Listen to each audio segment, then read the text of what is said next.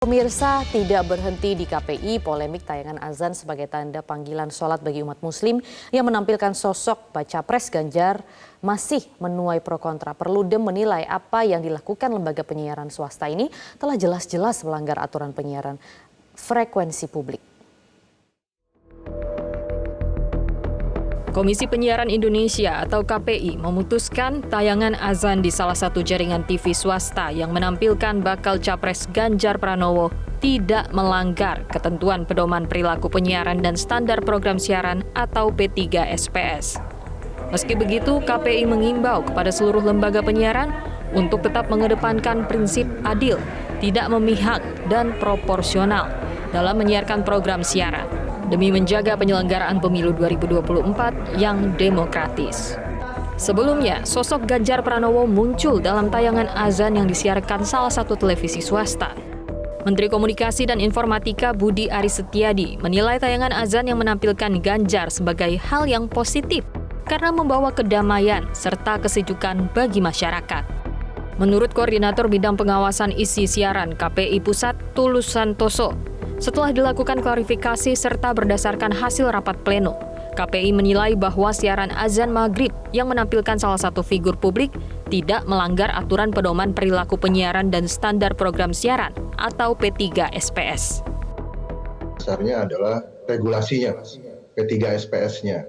Jadi memang ketika kami mendapatkan pengaduan dari masyarakat, banyaknya respon dari publik, kemudian kami memanggil lembaga penyiaran yang bersangkutan, kemudian melakukan pemeriksaan dan melakukan pleno. Hasil pleno menyatakan bahwa memang tidak ada pelanggaran terhadap azan tersebut yang menampilkan figur ataupun tokoh publik.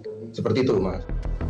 Berbeda dengan KPI, Perludem justru menyoroti apa yang dilakukan lembaga penyiaran swasta yang menampilkan cuplikan Ganjar ini jelas melanggar undang-undang penyiaran dalam hal penggunaan frekuensi publik.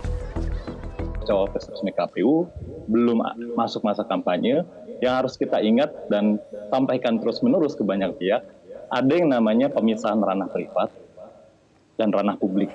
Mana kepemilikan pribadi dan mana kepemilikan negara. Televisi dan radio itu yang harus kita pahamin berbeda dengan media massa lainnya yang bukan ranah publik gitu. Radio dan televisi dalam hal ini adalah televisi yang menayangkan iklan tokoh politik yang berpotensi menjadi calon presiden, itu ada di dalam ranah publik gitu. Merujuk pada undang-undang penyiaran bahwa ini merupakan frekuensi milik publik yang terbatas gitu. Nah, ketika undang-undangnya sudah berbicara seperti itu, maka harus bisa dijelaskan untuk ditindaklanjuti dengan penyampaian ya, batasan-batasan mana konten-konten yang kemudian masuk kategori pelanggaran ketentuan pasal ini gitu di dalam undang-undang. Dari Jakarta, Tim Liputan Metro TV.